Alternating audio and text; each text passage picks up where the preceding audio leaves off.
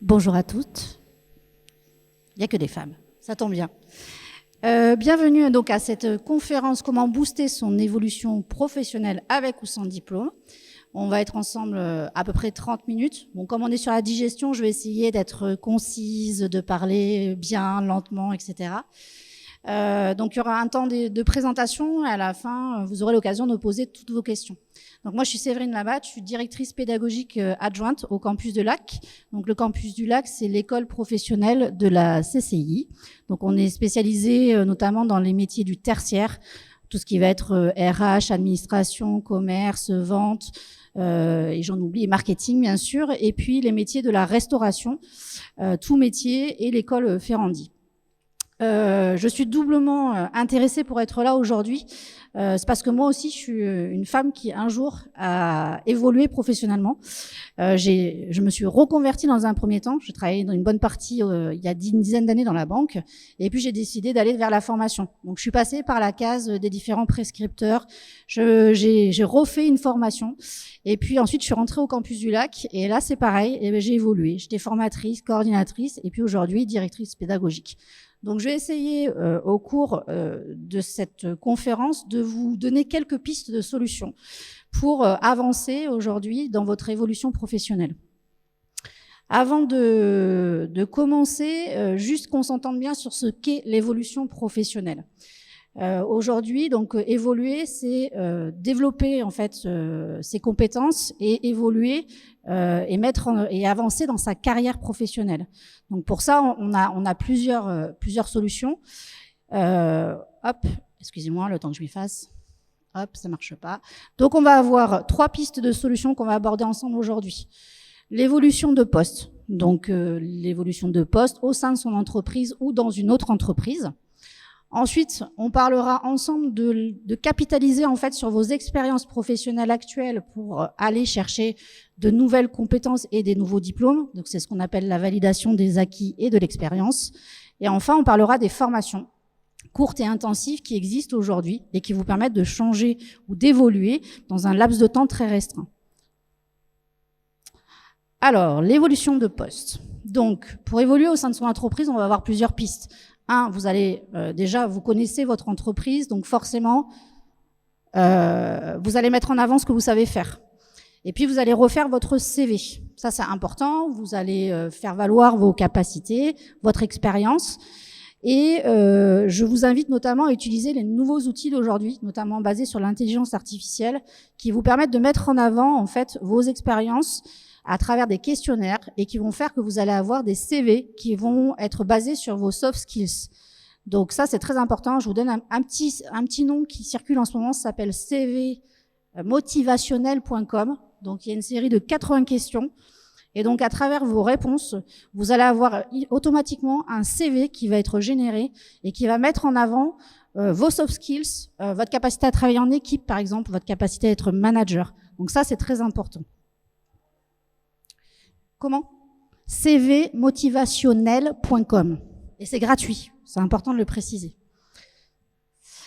Donc après, pour évoluer, d'autres tips. Aujourd'hui, en fait, il y a beaucoup de formations qui sont transverses. C'est des formations courtes, des formations qui sont parfois gratuites, notamment via les MOOC, ce qu'on appelle sur Internet. Vous suivez des formations à distance et elles permettent de générer en fait des badges, donc que vous pouvez faire apparaître ensuite sur votre candidature. Donc là, je vous ai mis une série de formations qui sont les plus recherchées aujourd'hui. Donc il y a bien sûr la maîtrise d'une langue étrangère, se former au management si vous voulez évoluer sur des postes d'encadrement, obtenir une certification dans le numérique. Bon, ça vous a pas échappé qu'on est en pleine transition digitale et numérique. Et aujourd'hui, l'intelligence artificielle s'invite dans tous les métiers comme un outil pour non pas prendre la place des autres, on va s'entendre, mais pour en fait être plus rapide et plus efficace dans ses décisions ou dans des tâches qui ne génèrent pas de forte valeur ajoutée. Donc je vous invite à vous renseigner de ce côté-là. Développer ses soft skills. Alors les soft skills, on entend partout parler, hein. Donc c'est le leadership, c'est la curiosité, c'est la rigueur, c'est toutes ces compétences en fait aujourd'hui qui vous ressemblent, qui font de vous une personnalité qui va être différente d'une autre. Donc ça, c'est vraiment la grande tendance. Et après, la dernière formation, on va dire transverse, c'est la gestion de projet. La gestion de projet, c'est en fait arriver avec une méthodologie et des outils qui vous permettent de gagner en efficacité et qui vous permettent de mener à bien un projet dans un laps de temps plus rapide et en n'oubliant aucune étape. Donc ça, c'est des formations. Alors, sans prérequis, ça veut dire qu'en fait, il n'y a pas de niveau à l'entrée. Donc, quel que soit votre parcours du départ, vous pouvez accéder à ces formations. Donc ça, c'est pour la partie évolution. Alors n'hésitez pas, donc, au travers de... Alors ça nécessite une première petite recherche, de faire le point d'abord sur qui vous êtes, de refaire votre CV, regardez ce qui se passe dans votre entreprise, dans les autres entreprises, et n'hésitez pas à postuler même sur des postes qui ne vous ressemblent pas.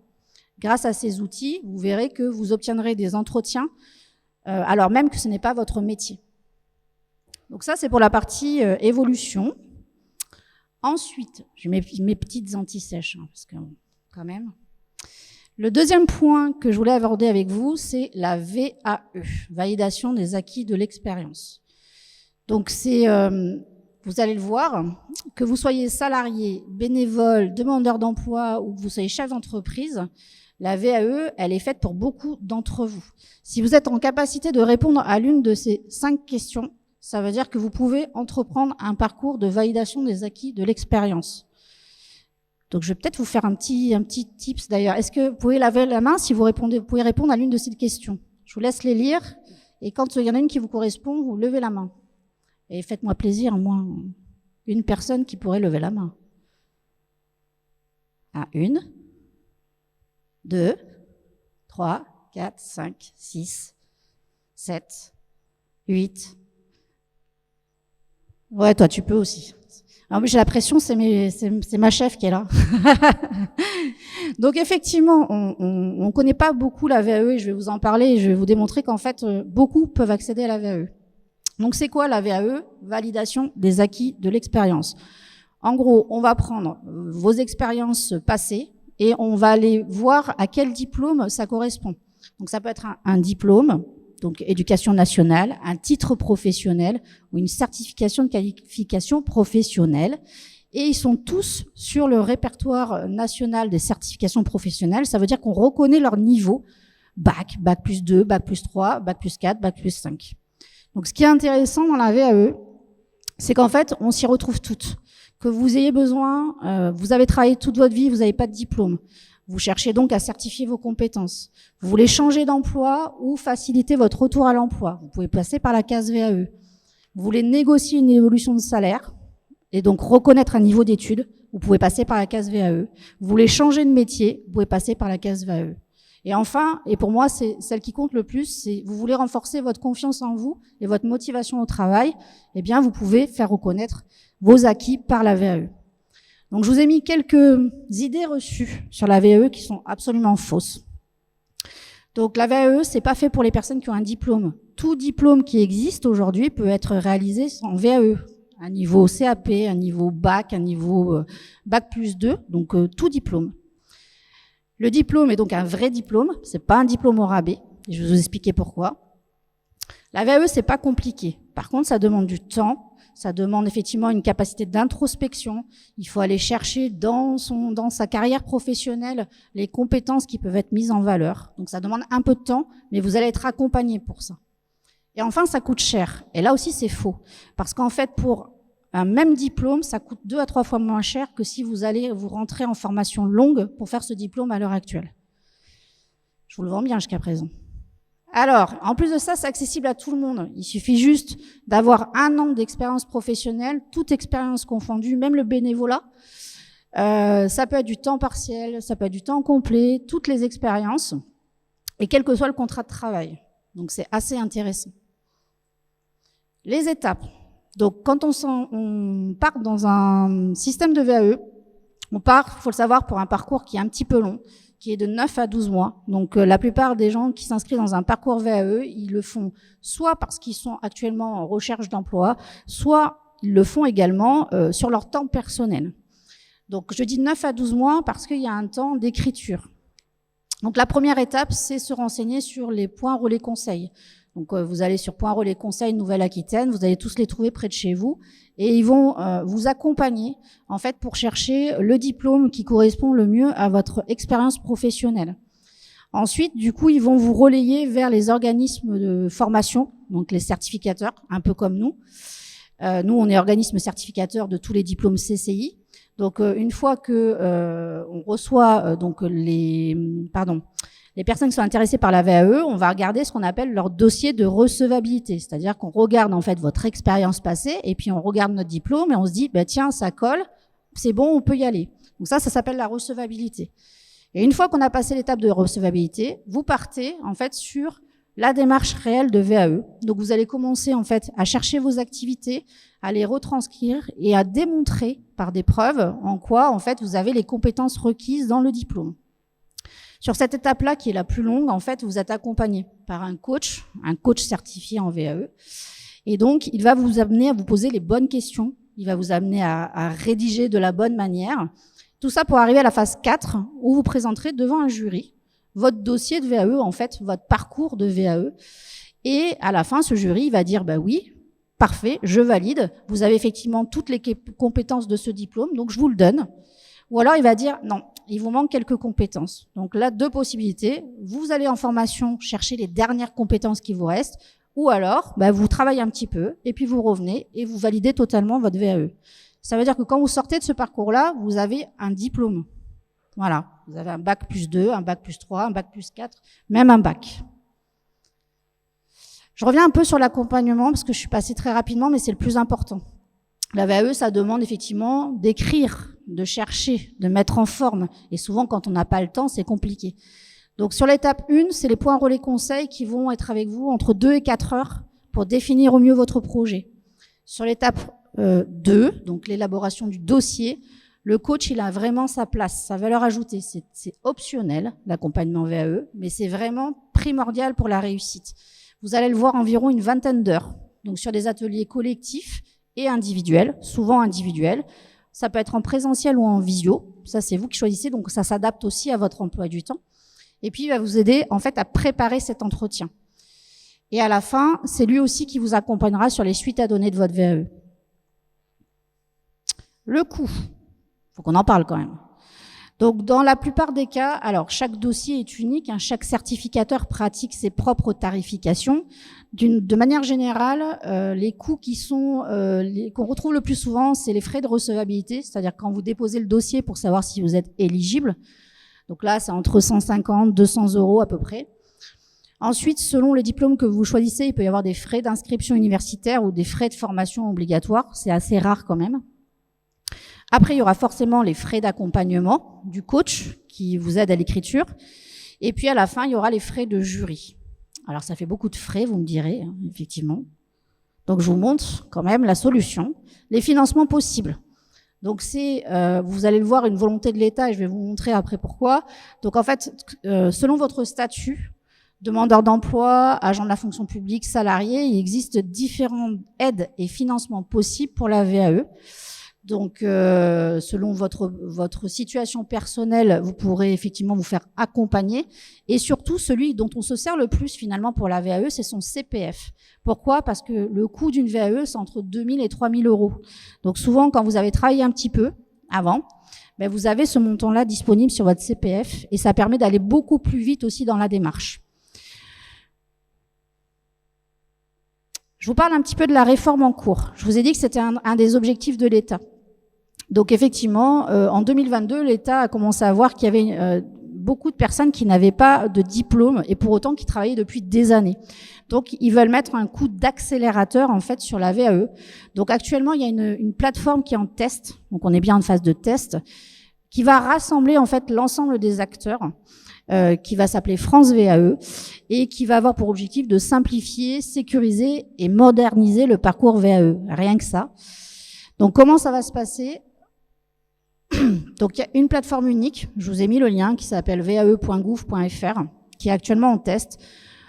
Vous allez rentrer dans cette plateforme, vous allez vous inscrire, vous allez choisir le certificateur, et ensuite, vous avez un architecte accompagnateur de parcours qui va prendre le relais et qui va vous accompagner tout au long du parcours. Il y a une aide financière qui est à l'étude, également unique, pour simplifier ce que je vous ai montré avant. Mais actuellement, et c'est pour ça que je vous en parle, parce que c'est pas encore fait, il y a seulement 200 certifications qui sont accessibles. Il faut savoir qu'en France, il y a 5000 certifications en fait possibles, 5000 diplômes possibles. Donc vous voyez qu'il n'y en a pas énormément. Et dans les 4 filières qui sont ici. Donc c'est des métiers en tension qui ont été détectés. Donc ce que je peux vous inviter à faire si vous êtes intéressé par la démarche VAE, la première chose c'est d'aller voir sur la plateforme si le diplôme que vous voulez s'y trouve, et comme ça vous allez rentrer dans le process test. S'il n'y a pas le diplôme que vous cherchez, ça veut dire qu'il n'est pas encore donc dans ce process-là et que c'est ce que je vous ai raconté avant qui prime. Et encore une fois, je vous parle de ça parce que ça fait déjà 2 ans que c'est reculé. Donc c'est un projet à grande échelle et pour le moment, on recule régulièrement de 3 à 6 mois la date d'ouverture pour l'ensemble des certifications. Donc tant que vous avez, si vraiment vous avez un projet immédiat, allez voir, donc je crois que c'est après. Non, c'est pas après, c'est plus tard. Pardon, excusez-moi. Allez voir donc les points relais conseils qui sont les spécialistes de la VAE et qui seront vous rediriger en fait soit vers un organisme de formation, soit la plateforme s'il y a le diplôme que vous recherchez. Voilà, donc j'en arrive, j'ai terminé avec la VAE. Et le dernier point que je voulais aborder avec vous, en fait, c'est les formations courtes et intensives. Alors, de quoi parle-t-on? On parle de formations qui sont... donc là, c'est vous décidez d'aller dans une nouvelle formation, d'accord? Donc, c'est des formations qui durent entre 3 à 6 mois, avec des périodes de stage qui vous permettent d'aller découvrir un nouveau métier. Ce sont des formations qui sont ouvertes à un très grand nombre parce que souvent, en fait, on se base sur le nombre d'années professionnelles. Donc, par exemple, si vous avez une expérience professionnelle de 3 ans dans un métier, vous pouvez effectivement vous rediriger vers un bac+3 sans avoir validé un bac+2 avant. Pareil pour accéder à un bac+2, il suffit d'avoir une année d'expérience professionnelle, quelle qu'elle soit, pour accéder à un bac+2, même si vous n'avez pas le bac. Donc parfois, c'est en tout cas une formation qui peut vous intéresser. L'objectif, c'est d'acquérir rapidement des connaissances, puisque ce sont des diplômes qui sont basés uniquement sur les compétences professionnelles, et se perfectionner dans un domaine qui est spécifique. Au Campus du Lac, ce type de formation, on fait des formations d'assistantes polyvalentes en 3 mois, responsable développement commercial en 3 mois, donc un bac+3. C'est pour vous donner des exemples, une formation de formateur en 3 mois également. Et tout ça, c'est des diplômes normalement où vous mettez en formation initiale 2 ans ou 3 ans pour les avoir. Donc c'est une piste à ne pas négliger. L'avantage, c'est que c'est flexible. Du coup, ça s'adapte à votre vie. Aujourd'hui, il y a beaucoup de formations présentielles, distancielles, sur lesquelles vous pouvez aller, de nombreux métiers. Donc, il faut être curieux. Et ça va vous permettre surtout d'avoir des métiers qui sont adaptés aux attentes du marché du travail. Ça, c'est très important. On fait des signes, donc j'avance. Alors, ça, c'est le plus important. J'ai presque terminé. Quand vous décidez, de toute façon, de vous inscrire, en tout cas, quand vous commencez à avoir une réflexion, une étincelle qui vous dit « il faut que je change, il faut que j'évolue », ça veut dire que vous avez déjà fait 50% du chemin. Donc, ce que je vous conseille, c'est d'abord de vous rapprocher des différents interlocuteurs que je vais vous citer après pour qu'ils vous permettent de faire un bilan sur vos propres compétences. De là, en fait, vous allez faire des recherches, vous allez voir les métiers qui vous intéressent au travers du bilan de compétences notamment. Et ensuite, vous allez être amené à chercher, et c'est toute la phase, consulter les avis, les retours d'expérience, vous allez chercher l'organisme de formation qui répond le mieux à vos attentes. Donc, consultez les avis, les retours d'expérience, vérifiez la réputation de l'organisme, analysez bien le contenu de formation pour voir que ça vous convient.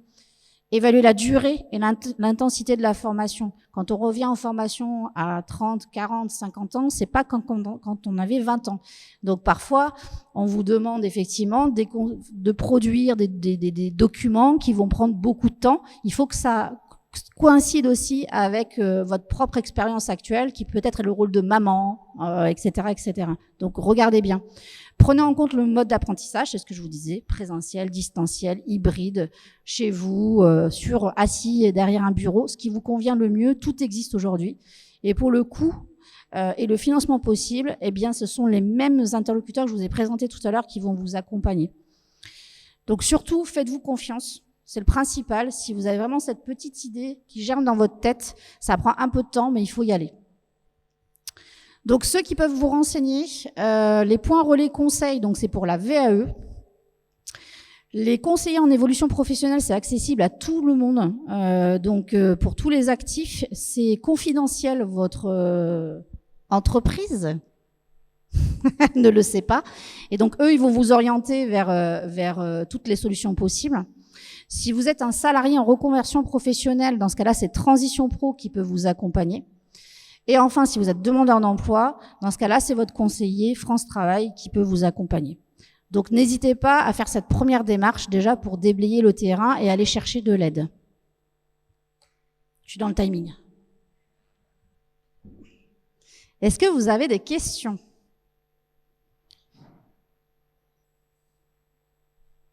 Oui ?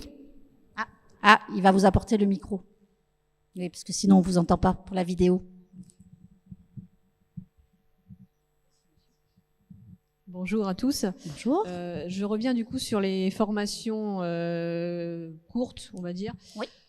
Comment on peut faire une formation de 3 mois alors qu'elle est censée habituellement être sur 2 ans? Enfin, c'est ça le contenu. Je me dis, est-ce que c'est le même? C'est une très bonne question. Tout simplement parce que, alors nous, on est des professionnels de la formation longue en apprentissage. Donc, on a déjà habitué en fait à faire des formations sur 2 ans, mais le rythme en fait à l'école est déjà moindre que celui que vous vivez si vous faites un cursus normal. Donc, on condense en fait, c'est le même nombre d'heures de formation, mais au lieu de faire 400 heures de formation sur 1 an en alternance, eh bien, on fait 400 heures sur 3 mois. Donc, c'est le même nombre d'heures de cours, mais vous le faites sur 4 mois, c'est-à-dire que vous êtes en cours, par exemple, du lundi au vendredi, et ce, pendant 3 mois, 12 semaines. Voilà. Et après, on vous invite effectivement à faire des stages avec nos partenaires pour favoriser l'insertion professionnelle. Est-ce qu'il y a d'autres questions? Oui, Yann.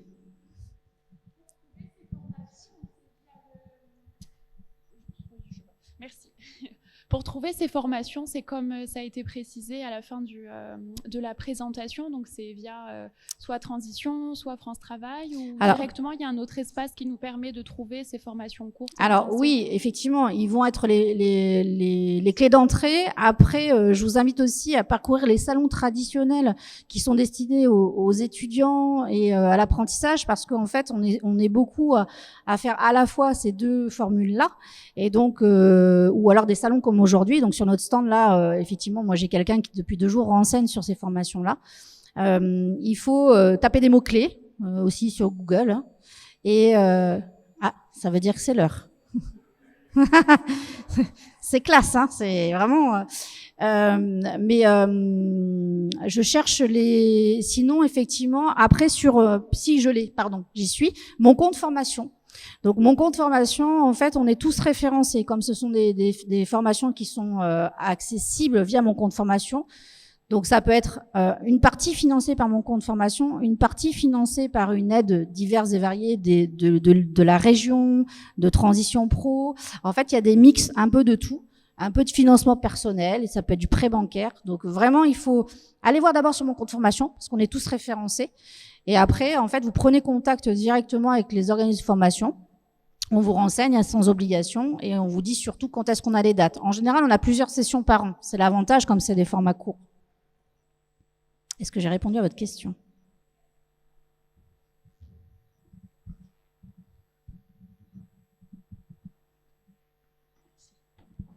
Bonjour. Bonjour. Quelle est la moyenne d'âge de vos élèves? Alors, sur les formations courtes? Oui.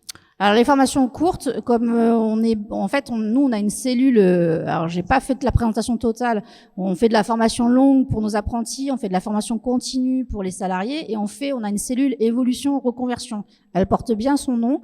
En général, dans ces formations courtes, on va retrouver des gens qui ont entre 30 et 50 ans. qui viennent chercher ce qu'ils n'ont pas trouvé les années précédentes ou qui viennent se reconvertir et donc faire une nouvelle formation pour rebondir dans la vie active. Donc non, ce ne sont pas des jeunes personnes. Même si ça fait du bien quand même d'avoir des jeunes. Nous, ça nous garde en fraîche. C'est vrai. On dirait pas, 60 ans. Ouais. D'autres questions? C'est bon? Écoutez, je vous remercie. Puis si vous avez des questions, on a un stand Campus du Lac. Merci.